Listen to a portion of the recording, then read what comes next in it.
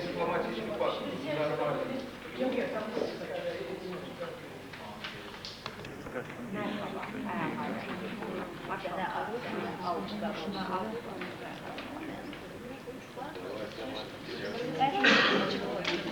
Doktorluqla əlaqələri mövzusu doktorluq dissertasiya müdafiəsidir. Rəsmi oponentlər, fəlsəfə elmlər doktoru Dasət Nigar xanım Əskərova. Nigar xanımın problemi var. Onda qəbul imtahanlarıdır. Mən bilmirəm, indi iki oponent var burada. Oponent buradadır. Və Nigar xanımın ancaq rəyi biz. Rəyini verin. Oxuyalım. Ramiz müəllim haradadır Zoxrov? Burada. Niyə orada oturmuşsun? Ha, yaxşı. Həmişəlik orada oturacaqsın. Elan edirsiniz kimlər əlavə olmuş. İndi belə filologiya elmləri doktor professor Məhərrəm Paşa Qasımlı, aparıcı müəssisə Azərbaycan Milli Konservatoriyası, Milli Musiqisinin Tarix və Nəzəriyyəsi kafedrası. Bir də Oqtay mənim Rəcəb vardı. Burada salam Oqtay. Pedaqoji elmlər doktoru professor Oqtay müəllim Rəcəbovdur. Burada rəsmi oponent kimi iştirak edir. İndi anket məlumatlarla sizi Cəmilə xanım tanış edəcək. Cəmilə xanım. İlqar Cəmiloğlu İmanverdiyev 1956-cı ildə Gəncə şəhərində anadan olmuşdur. 1972-76-cı illərdə Qəmbər Hüseynli adına Gəncə Musiqi Texnikumunu və 1976-81-ci illərdə Üzeyir Hacıbəyev adına Bakı Musiqi Akademiyasını tarix ixtisası üzrə fərqlənmə diplomu ilə bitirmişdir.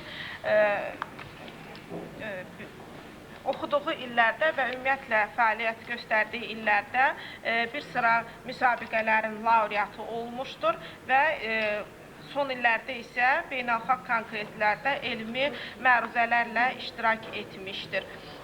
1994-cü ildə sənətşünaslıq namizədi alimlik dərəcəsini almış və 2000-ci ildə Bakıda keçirilmiş Azərbaycan Aşıqlarının 5-ci qurultayında Azərbaycan Aşıqlar Birliyinin sədr müavini seçilmişdir. 1981-ci ildən 2000-ci ilə kimi Bakı Musiqi Akademiyasının Xalq Çalğı Alətləri kafedrasında çalışmışdır. 2000-ci ildən 2006-cı ilə kimi Erzurum Atatürk Universitetində, 2007-ci ildən etibarən Qaziantep Universitetinin Türk Musiqisi Dövlət Konservatoriyasında dosent vəzifəsində çalışmaqdadır. Bir sıra nəşrlərin, elmi nəşrlərin müəllifidir. İlqar İmanverdiyevin doktorluq dissertasiyasının mövzusu 2006-cı ildə Azərbaycan Milli Elmlər Akademiyasının Memarlıq və İncəsənət İnstitutunun Elmi Şurası tərəfindən təsdiq olunmuşdur. İncəsənətin qarşılıqlı əlaqələri şöbəsi tərəfindən İlqar İmanverdiyev 56 adda çap olunmuş elmi işlərin müəllifidir. O cümlədən monoqrafiya, kitablar və elmi məqalələri çap olunmuşdur. İlqar İmanverdiyevin sənədləri tam qaydasındadır. Suallar var, anket məlumatları. Yoxdur? Yox. İlqar bəy, buyurun, söz sizədir. Hörmətli Elmi Şura sədri Fərhad müəllim, hörmətli Elmi Şura üzvləri, hörmətli müəllimlərim, mənim sənətşünaslıq üzrə yazdığım doktorluq dissertasiyasının adı Azərbaycan və İran türklərinin aşıq ifaçılıq sənətinin qarşılıqlı əlaqələri mövzusudur. Bu mövzu haqqında qısa məlumat vermək istəyirəm. Azərbaycan və İran musiqi mühitinin təşəkkülü və inkişafı tarixi zəngin şərq mədəniyyəti, habelə ulu türk dünyasının incəsənəti ilə əlaqədar olmuşdur.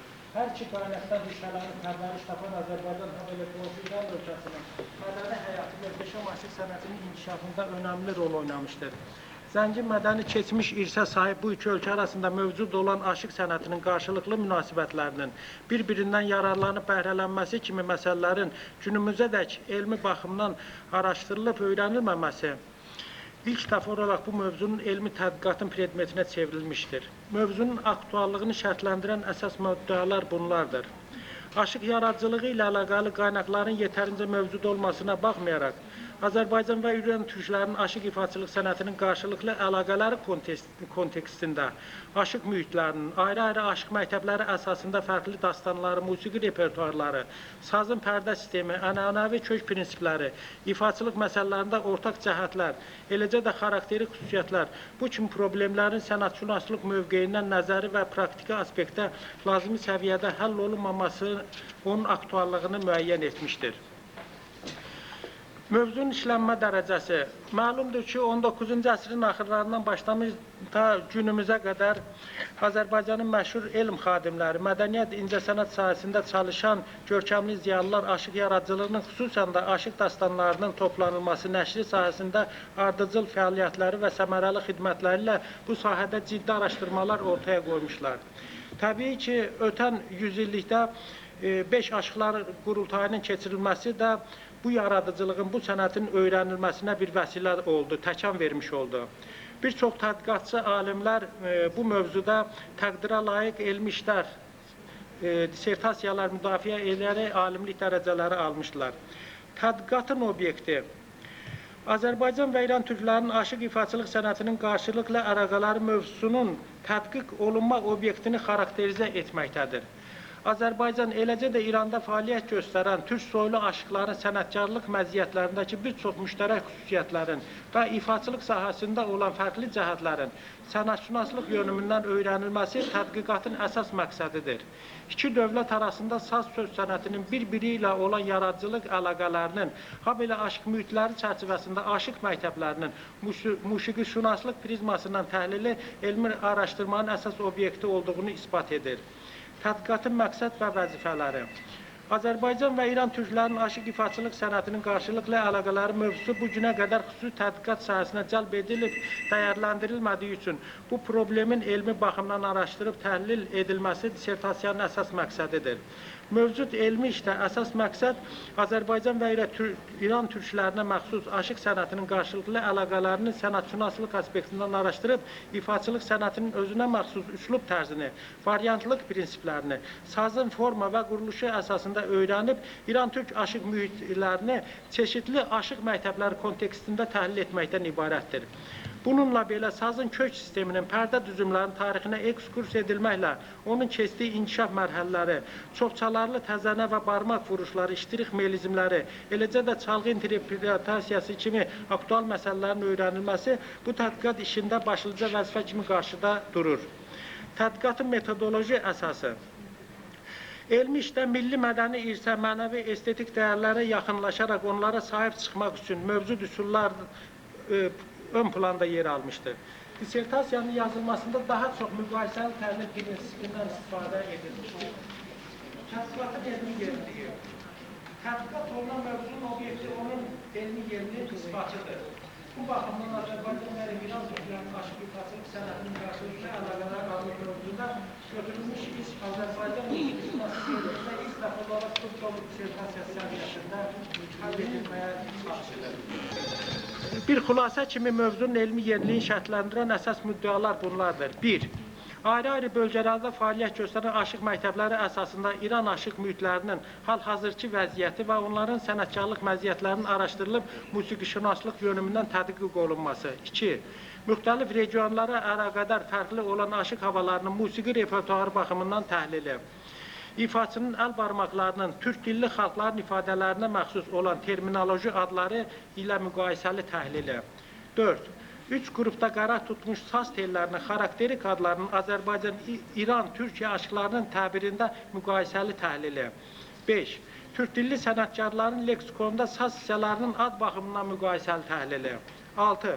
Aşıq məktəblərindən asılı olmayaraq fərqli bölgələrdə fəaliyyət göstərən bəzi aşıqların son illərdə yeni yaratdıqları saz havalarının adlarının öyrənilməsi və müəlliflərin isimlərinin təsbiti. 7. Bir sistem halında sazın səciyyəvi pərdə düzümlərinin Azərbaycan, İran, Türkmənistan və Türkiyə aşıq ifaçılığı sənətində araşdırılıb təhlil edilməsi. 8. Sazın xarakterik kök sisteminin Azərbaycan, İran, Türkmənistan, Türkiyə aşıq ifaçılığı sənətində araşdırılaraq müqayisəli təhlil nəticəsində ortaqlaşa və fərqli prinsiplərinin təsbit edilməsi. 9. Ənənəvi aşıq ifaçılığı sənətinin instrumental və vokal yönümdən təhlili, sazın bədii texniki ifa imkanlarının elm baxımdan öyrənilib, sənətşünaslıq prizmasından dəyərləndirilməsi. 11. Azərbaycan və İran türklərinin aşıq ifaçılığına məxsus yedəkləmələrinin xüsusiyyətlərinin forma, quruluş, əhval-ruhiyyə mövqeyindən təhlili. Tədqiqatın elmi təcrübə əhəmiyyəti. Tədqiqat işi musiqişünaslıq, folklorşünaslıq, xüsusən də aşıqşünaslıq, o cümlədən mədəniyyət və incəsənət sahəsində fəaliyyət göstərən araşdırmacı alimlər üçün elmi mənbələri və yardımcı daş şəraitini yararlı ola bilər. Bununla belə Musiqi Akademiyasında, Milli Konservatoriya, Elmlər Akademiyasında aşıq sənəti yaratılır. Aşıq sənətinə aid mövzularda elmi seminarlarda nəzərə praktiki yönündən öyrənilməsi işində dəyərli bir qaynaq kimi istifadə ediləcəyinə inanırıq. Dissertasiyanın aprobasiyası. Tədqiqat işi Azərbaycan Milli Elmlər Akademiyasının Memarlıq İncəsənət İnstitutunun İncəsənətin qarşılıqlı əlaqələr şöbəsində yerinə yetirilmişdir. Dissertasiyanın quruluşu. 254 səhifədən ibarət olan dissertasiya giriş, 4 fəsil nəticə istifadə edilmiş ədəbiyyat siyasından və əlavələrdən, foto materiallardan, not nümunələrindən ibarətdir. Dissertasiyanın 4 ana başlığını ifadə edən fəsillərin ümumi adları belədir.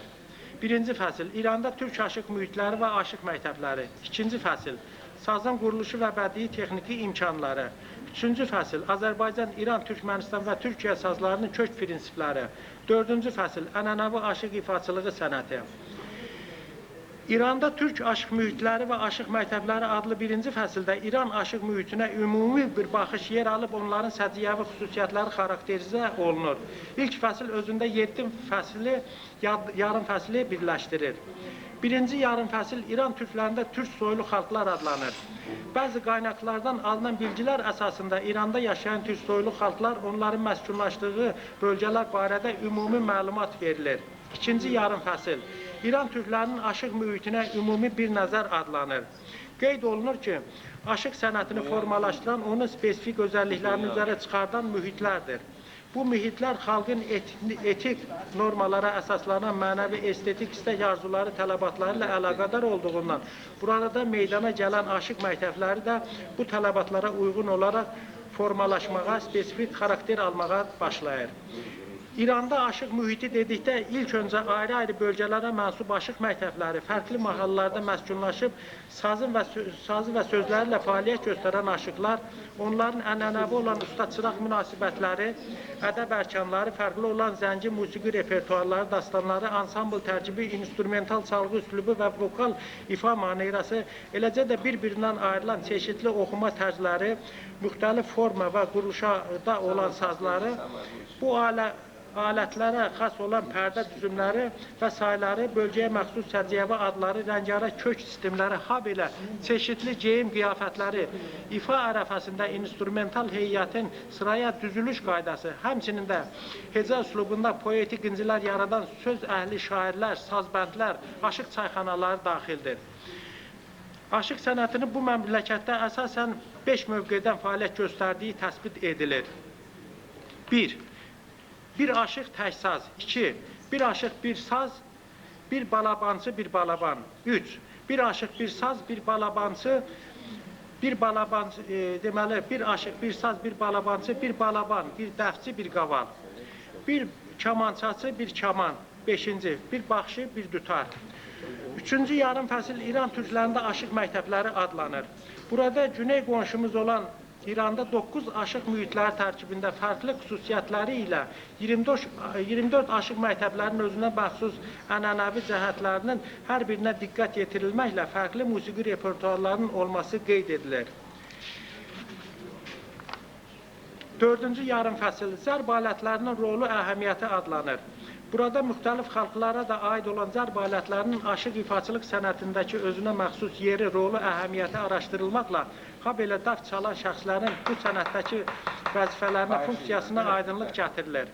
5-ci yarım fəsil İran türk aşıqlarının musiqi repertuarı adlanır. Burada İranın ayrı-ayrı mahal və məntəqələrində məskunlaşıb fəaliyyət göstərən aşıqların musiqi repertuarları, zənginliyi, fərqliyi ilə diqqət çəkməsi qeyd olunur.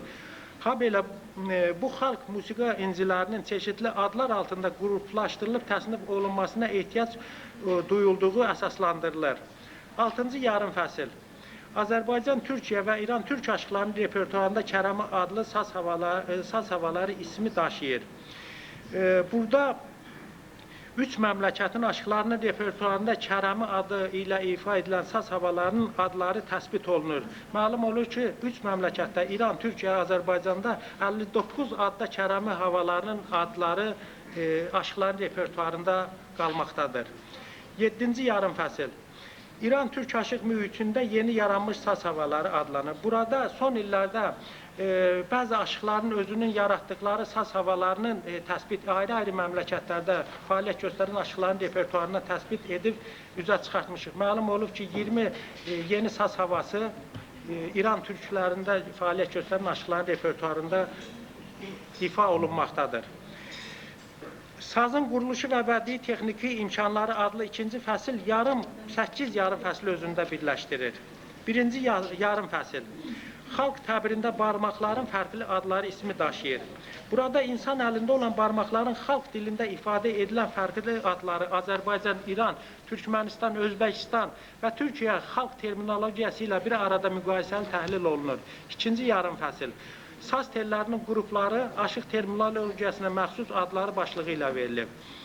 Burada Azərbaycan, İran və Türkiyə sazının 3 qrupda qərar tutmuş tellərinin aşıq terminologiyasında adları barədə çeşitli qaynaqlardan nümunələr verilir. Nəhayət, birinci və ikinci qrup tellərinin 6, üçüncü qrup tellərin isə 4 müxtəlif adlarının olması təsbit edilir. Üçüncü yarım fəsil. Saz hissələrinin xarakterik isimləri adlanır. Burada 7 ölkə çərçivəsində Azərbaycan, İran, Türkiyə, Türkmənistan, Özbəkistan, Qazaxıstan, Türkiyə bir musiqi aləti kimi saz hissələrinin fərqli adları bir arada təhlil olunur.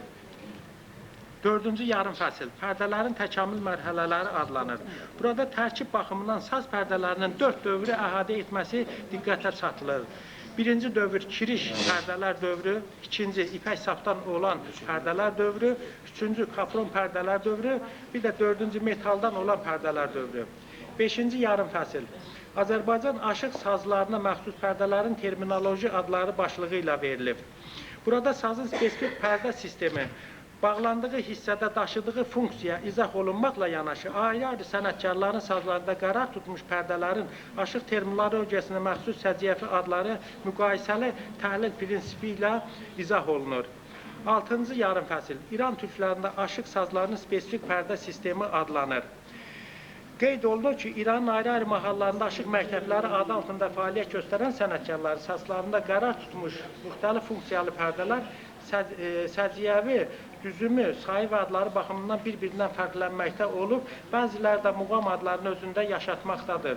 Bu da İranda muğam sənətinin geniş inkişaf tapması ilə əlaqədardır. 7-ci yarım fəsil. Türk bağlamalarına məxsus pərdələrin ənənəvi isimləri adlanır. Uzun illər araşdırma nəticəsində məlum oldu ki, aşıq terminologiyasında Anadolu aşıqlarında da gələneksel olaraq pərdə adları mövcuddur. Biz onları təsbit etdik, üzə çıxartdıq.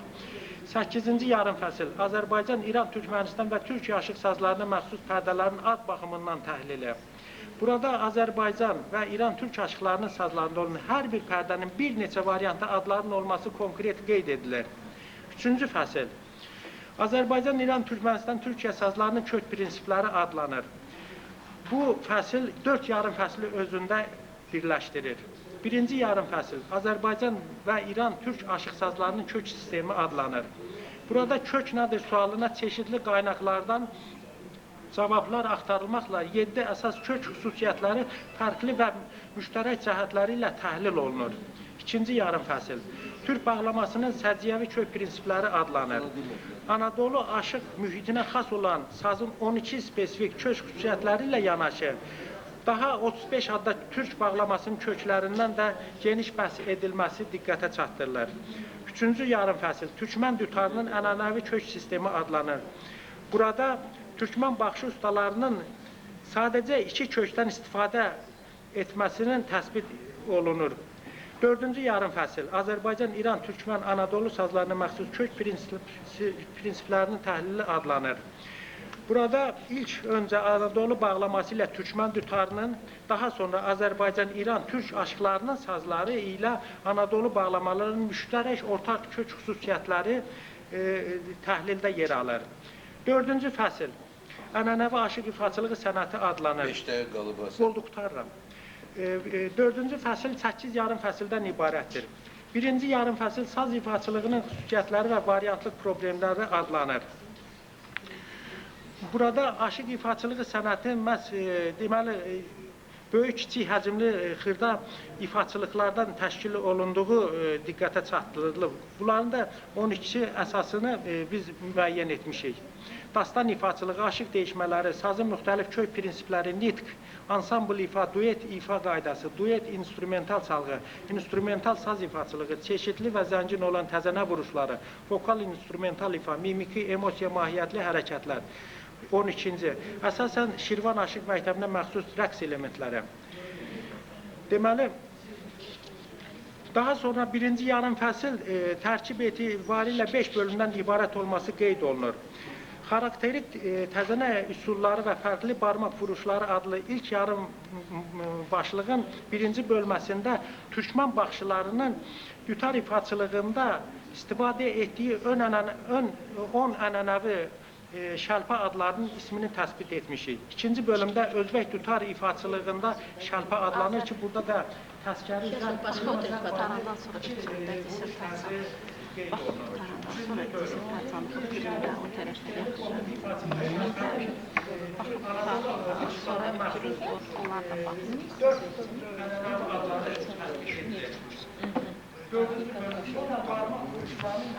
Adlanır. Bu bölümdə saz ifaçılığına məxsus sol əl barmaq vuruşlarının ənənəvi adları izah olunur. Məlum olur ki, Azərbaycan aşıq ifaçılığında barmaq vuruşlarının ənənəvi adları vardır. Qopartma barmaq adlarını qeyd edirəm. Döymə barmaq, əzmə barmaq, lal barmaq, qırtma barmaq, sürüşdürmə barmaq, basma barmaq, çırpma barmaq və s. 5-ci bölüm barmaqların pərdələr üzərində qoyuluşu metodları, texniki ifa qaydaları adlanır. Bu bölümdə Azərbaycan aşıq instrumental çalğıya məxsus barmaqların pərdələr üzərində qoyuluşu, hərəkətləri, vəziyyətləri, konkret not nümunələrinin timsalında göstərilir. İkinci yarım fəsil saz ifaçılığı sənətində variantlıq məsələləri adlanır ki, biz 19 yaranma variantını təsbit etmişik. Üçüncü yarım fəsil instrumental girişlər adlanır. Burada instrumental girişlərin saz ifaçılığındakı funksiyası, rolu, əhəmiyyəti dəyərləndirilərək təhlil olunur.